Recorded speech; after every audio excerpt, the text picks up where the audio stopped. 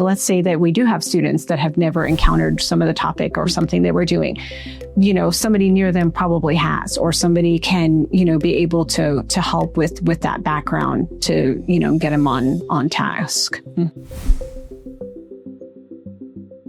We know that if this one is 3 here, then it's going to be 3 here, right? So then the next one is going to be 5 here because that one was 5. All right. What other patterns? Then you can also move the total pairs to the left because it's going to be the adult pairs. Oh, this one right here is going to be the adult pairs because why? Why is this always going to be the adult pairs? Because the juveniles then become the adult, and it's just adding. It's just adding them, isn't it? You're taking the previous 2 and adding them. That's how this number was found. So if that's the case, is there another pattern? It's definitely different class. I mean, the way of learning, right, is different, but it's definitely worth it. It changes the way you see math. Yeah, this is a new eye-opener for me because I took math almost 40 years ago at UT and failed horribly. And so I'm making a comeback in college, and I hate math, but I'm actually doing really well in this class. And so I really like the way it's being taught.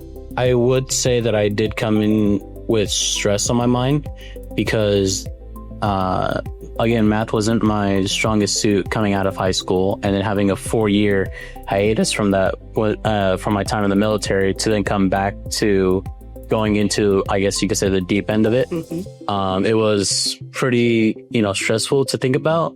But as time has gone on, I've slowly gone, I guess you could say, like, it's unlocked the memories from back in high school, and then it's made it a little bit easier for me to acquire more knowledge about math and to just continue onwards in terms of learning about it and, again, applying real world stuff to it all.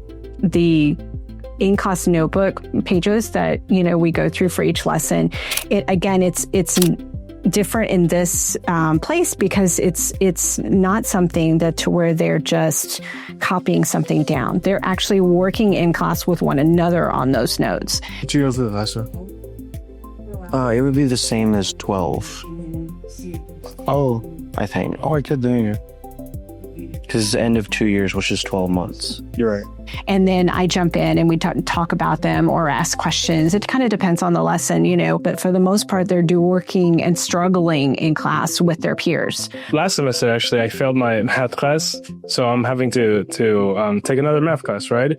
I was already pretty bummed out about it because I've had seen friends or people that were in the class that were doing pretty good. And even though I went to some tutoring, I just wasn't getting it. And I came into this class and there was talks about how, just different people learn different ways. So I don't have to know how to do this certain problem the way this other person does. It's really nice that I'm not just set to one straight method, one straight answer. It lets me explore, it lets me, I guess, grow my creativity in terms of math, which is something I didn't really know I could do. I'm really doing a lot better than I was past years.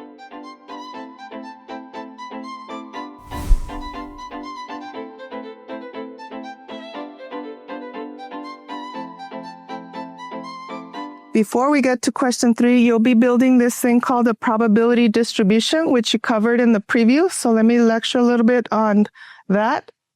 It's going to ask you how else you can model this. So if we could do a simulation, like a mini experiment, how could you simulate this? Because we don't have big wheels. I couldn't construct them over the Easter holiday.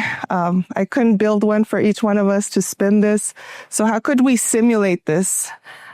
How could we randomly select 1 out of 6? What could we use? Technology, like a wheel. There's an actual wheel. There's an actual wheel, right? Somewhere. Yeah. Like a number generator, you can use that. Oh, I meant like a spinner. Like a spinner, okay. So we're actually going to generate that with items, whatever you like to use.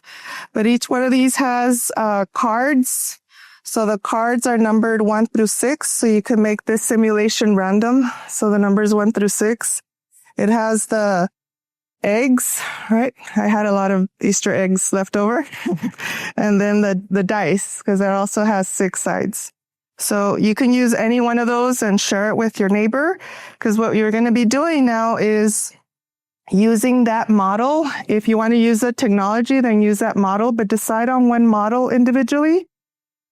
And then let's go ahead and do the question 4 to be able to collect your data to sketch a dot plot. Okay. I think with how we're interactive in this class, like everyone answers. We're not really quiet. So I used to be super shy to like get the answer wrong or be like, oh, like I have an answer, but I don't want to speak it. But I think even if we do get it wrong and we answer, like show and help us understand. And then even our peers are, we're like, hey, like, can you help me? Like, I got this. Did you get that? And then, yeah. We have to do all 6. Being able to communicate and partner with a neighbor and help the neighbor out, their team members. I think that's really important.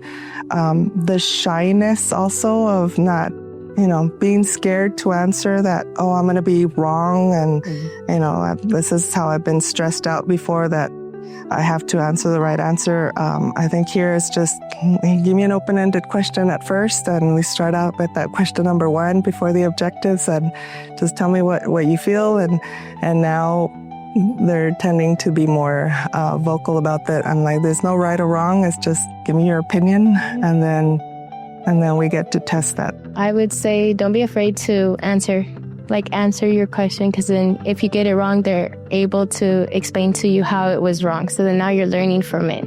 As well as be involved with your peers, like get to know them, because I think it's something super helpful, either to study or to conquer practice you have to do or questions you need to do for class. I kind of I would always tend to view like history and writing as the ones that I prefer, because I can apply more creativity there, because I'm a more creative, like-minded person. So seeing that kind of creativity applied to math has kind of made me approach math in a different way, when previously I kind of viewed that in a very binary, like, this is the only way. It's a very matter-of-fact subject. I never had any love for math ever, but I am really, really starting to feel differently about that. And I'm really surprised at how much I like this class. And I've waited till the very last minute to take math before I graduate. And because I've been scared that I would not do well. And I've had all A's since I've come back to college. And I needed my GPA to be up in case this didn't work out well. And so, but I find that the real world application is really I've never had it presented to me like this. And so it's been really life changing for me.